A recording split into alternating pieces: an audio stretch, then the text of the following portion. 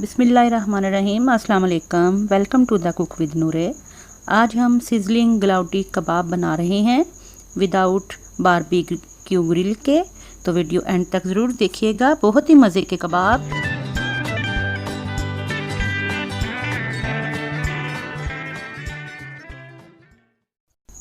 सबसे पहले आपने कीमा ले लेना है 2 किलो, बीफ का ले लें या मटन का, और 2 से 3 दफ़ा मशीन में निकाला हुआ।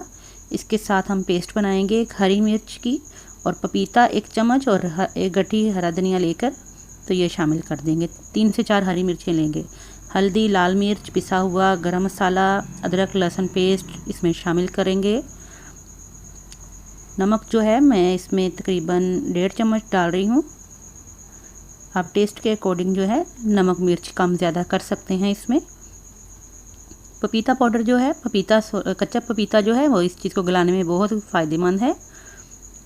रेड चिली फ्लेक्स और ये लहसुन अदरक का पेस्ट 1 टेबलस्पून ये भी इसमें शामिल कर देंगे, और अच्छी तरह से अब आपने इनको सबको मिक्स कर लेना है।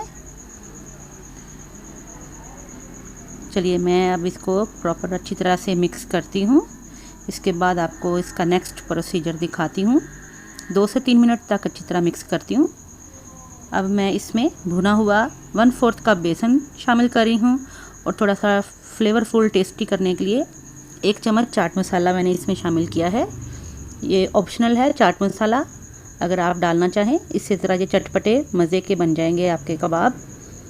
ग्लाउटी कबाब या गिलवटी कबाब, जो भी आप इनको कह लें, बहुत ही टेस्टी और फ्लेवरफुल कबाब होते हैं।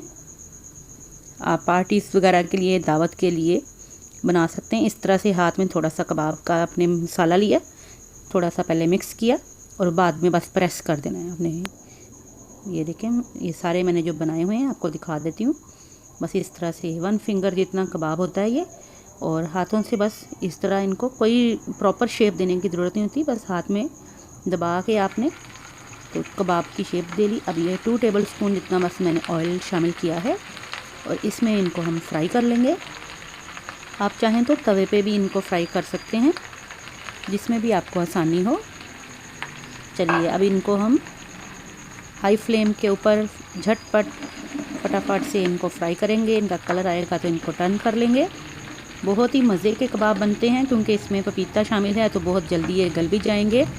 कच्चे कीमे के कबाब भी आप इनको कह सकते हैं, ग्लाउटी कबाब भी कह सकते हैं। चलिए 2 से 3 मिनट इनको हम फ्राई कर चुके हैं। ये देखें, झटपट बन जाते हैं।